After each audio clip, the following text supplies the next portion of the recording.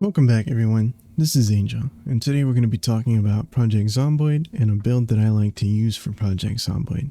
I'll go down the list of the negative traits first because there's less of them, and afterwards I'll explain a little bit as to why I use this build. Right. So high thirst is something I use. It can be negated very easily by just carrying a bottle of water with you or getting a canteen. And then the further you go, you can carry an extra bottle of water in your bag and use that to fill your canteen if it runs out while you're out. It's super easy to negate that one, so I always choose this one. The next one we'll talk about is underweight. So typically you'll start at 75, I think. But I always choose this perk because you just start at 70, which kind of decreases some other stuff, but it's honestly not that big of a deal, especially with some of the good perks that I chose.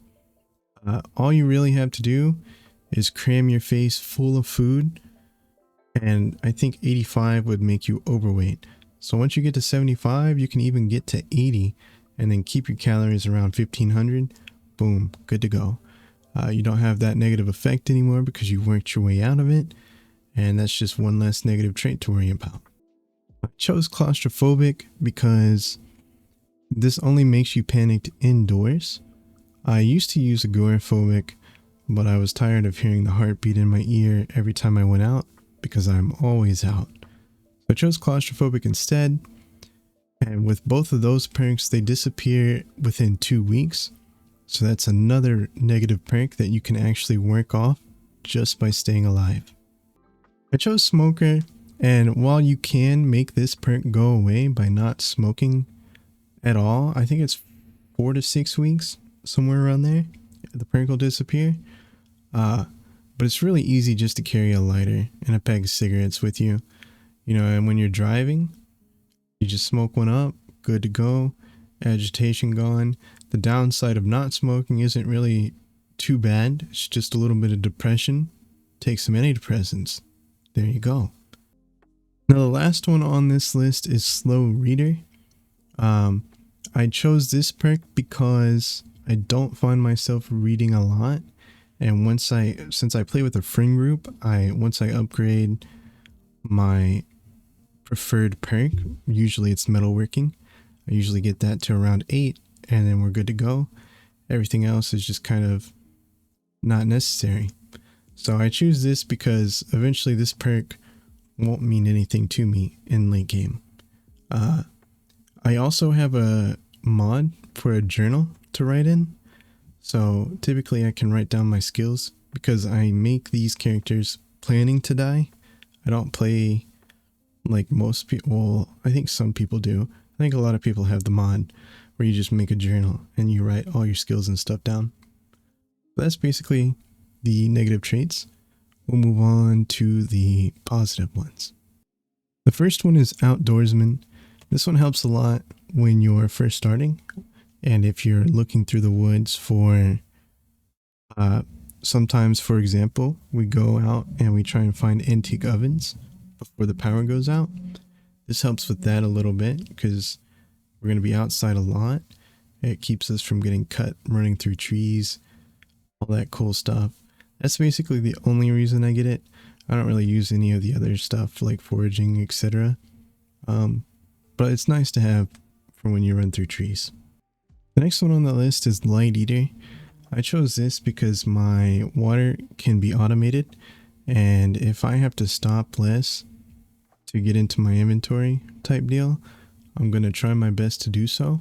So this keeps me from having to sit down and eat as often as I would without this perk. That's kind of why I find it useful. It gives me more time to look around and do other things. I choose runner just to get a point in sprinting. Typically, I use this for when we're like at the beginning of the game and we're trying to find each other. Helps out a little bit. I think you lose less stamina. I'm not exactly sure, but I've always used it and I'll continue to use it. This one's another short one. I like to use fast healer because typically if I don't get bitten, if I can just bandage up, it disappears within a day. Usually, sometimes it'll do it quicker than that, to be honest. Just a lot overall helpful. Keeps things quick, have to worry about it a little less. Good to go. Now I chose fit because this really puts you at level 7 fitness, but because of one of the bad perks I took, I think it was underweight, it cuts me down to 6, but you're still above 5. And I think anything above 5 is better than 5. So I always choose fit. This is organized. This perk is phenomenal, especially if you're finding yourself like struggling to carry things. I think the biggest backpack I have found is 49, which is with the organized perk. Without the organized perk, I think it shoots down to 38. So just to give you a bit of like an example of how the range is, and then if you use like a duffel bag, I think the max capacity is 22 or 23. Might be less, I'm not 100% sure, but I know with the organized perk, it's 28. So very useful perk, especially if you're out loot gobbling a lot. It's just something to do. Last but not least, I use stout, which increases the carrying weight and you get more knockback from your melee weapons. Typically, I main machetes or swords of any sort, so I don't know if that knockback really affects my weapon, but the increased carry weight is good and it puts you strong at 7. This makes you have to exercise less, although I've never been alive long enough to see the downfall of not exercising. Yeah. That's been my little list. I know I said I wasn't going to explain each one as I did it, but I did that anyway. So hopefully you guys enjoyed, got maybe a little bit of information off of it. I also want to cut in and say that my main job is unemployed, which gives you 8 free trait points. So I usually choose unemployed, and typically I don't have any issues with this build at all. So hopefully that info helped. Hope you guys have a good day. Bye-bye.